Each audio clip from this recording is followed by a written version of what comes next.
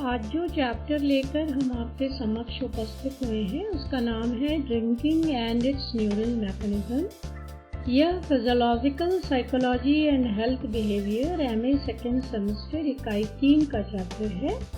जैसा कि हम जानते हैं कि हमारे शरीर में 70% भाग पानी का होता है और हम यह भी जानते हैं कि हमारे शरीर के पानी में जो रासायनिक पदार्थों की सांद्रता होती है वह हमारे शरीर के समस्त रासायनिक क्रियाओं को निर्धारित करती है। वैसोप्रेसिन एक ऐसा हार्मोन है जो पोस्टीरियर पिट्यूटरी ग्लैंड से सिक्रीट होता है और यह ब्लड वेसल्स को सिकोड़कर ब्लड प्रेशर को बढ़ा देता है। और साथ ही साथ वैसोप्रेसिन का काम यह भी होता है कि यह शरीर में हुए पानी की कमी या रक्त आयतन को कंपनसेट करने में, उसकी प्रतिपूर्ति करने में सहायता देता है।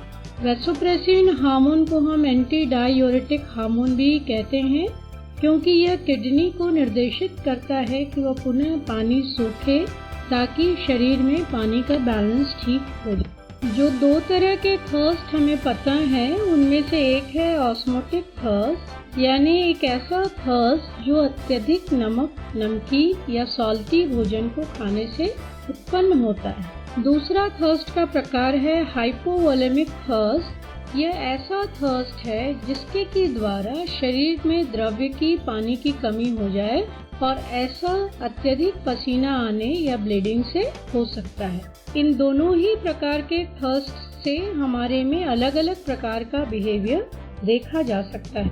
यदि हम ऑस्मोटिक थर्स्ट को देखें तो यह पाते हैं कि हमारे शरीर में यह प्रवृत्ति होती है कि सॉल्यूट्स की सांद्रता को एक निश्चित स्तर पर रखा जाता है। सॉल्यूट्स जो कोशिका के बाहर और अंदर होते हैं एक ऑस्मोटिक प्रेशर को उत्पन्न करते हैं। इस ऑस्मोटिक प्रेशर के द्वारा सेमी परमिएबल मेम्ब्रेन से लो सॉल्यूट एरिया से हाई सॉल्यूट एरिया की ओर पानी का बहाव होता है।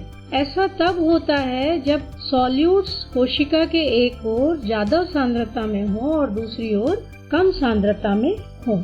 बच्चों, यह भी बताना था कि जब हम बहुत अधिक नमकीन भोजन करते हैं, बहुत सॉल्टी भोजन करते हैं, तो ये सोडियम आयंस जो होते हैं वो हमारे रक्त और कोशिका के एक्स्ट्रा सेल्युलर फ्लूइड में विसरित हो जाते हैं। ऐसा होने से कोशिका के बाहर सॉल्यूट्स की सांद्रता बढ़ जाती है और इसकी वजह से एक ऑस्मोटिक प्रेशर क्रिएट होता है। ये ऑस्मोटिक प्रेशर कोशिका के पानी को कोशिका के बाहर एक्स्ट्रा सेल्युलर फ्लूइड में भेज देता है। इसी दौरान कुछ ऐसे न्यूरॉन, कुछ ऐसे स्नायु होते हैं जो इस पानी की कमी को नोटिस करते हैं, संज्ञापित करते हैं और संज्ञापित करने के बाद हमारे में एक ऑस्मोटिक थर्स्ट की उत्पत्ति करते हैं और मस्तिष्क हमें सूचना देता है कि पानी पीकर हम वापस अपनी सामान्य दशा में आ सकते हैं। बच्चों, अब यह जानना जरूरी है कि मस्तिष्क ने इस ऑस्मोटिक प्रेशर को कैसे संज्ञापित किया। वे कौन से ऐसे अंग हैं जो मस्तिष्क को यह सूचना देते हैं।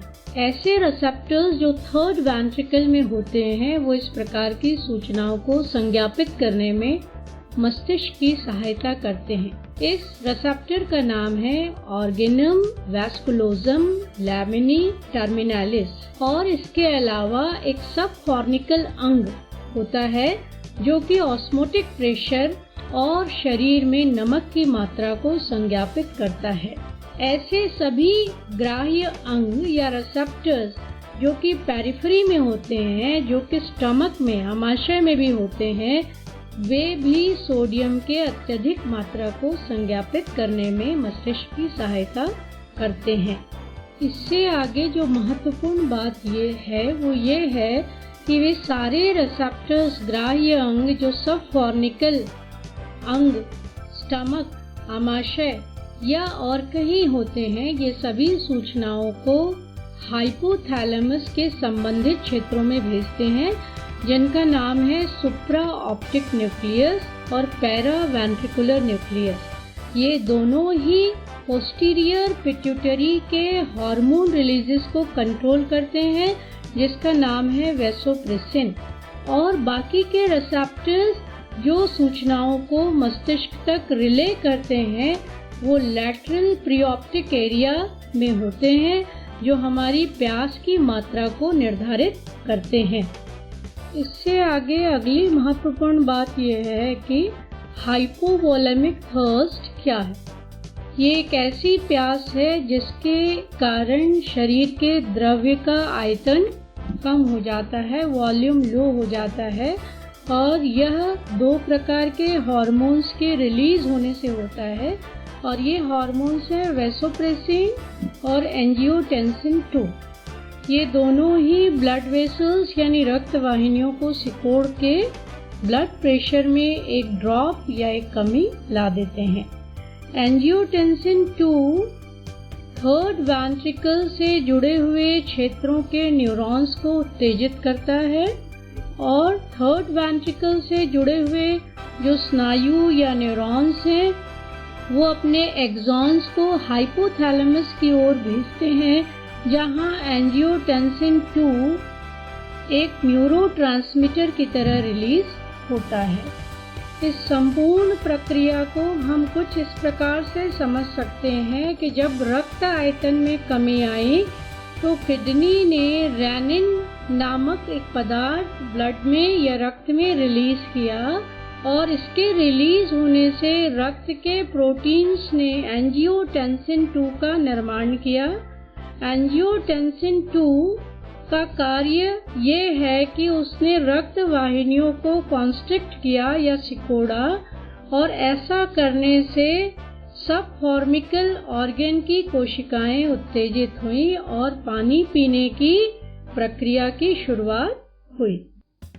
अब हम यदि ये देखें कि कौन से थर्स्ट वाला व्यक्ति किस प्रकार का व्यवहार करेगा, तो हम ये देखेंगे कि जिसमें ऑस्मोटिक थर्स्ट की अधिकता होगी वो शुद्ध पानी पीना चाहेगा, और जिनमें हाइपोवोलेमिक थर्स्ट होगा, जिनमें रक्त आयतन में कमी के कारण कोई प्यास उत्पन्न होगी, वो थोड़ा सा सॉल्टी वाटर या नमकीन पानी प्रेफर करेगा। जैसा कि हम पाते हैं कि जिन लोगों में सोडियम स्पेसिफिक हंगर होता है वो सॉल्टी फूड्स खाते हैं या नमकीन भोजन खाते हैं, और इस तरीके से इस प्रक्रिया के द्वारा हमारे रक्त में सॉल्यूट का स्तर बराबर बना रहता है।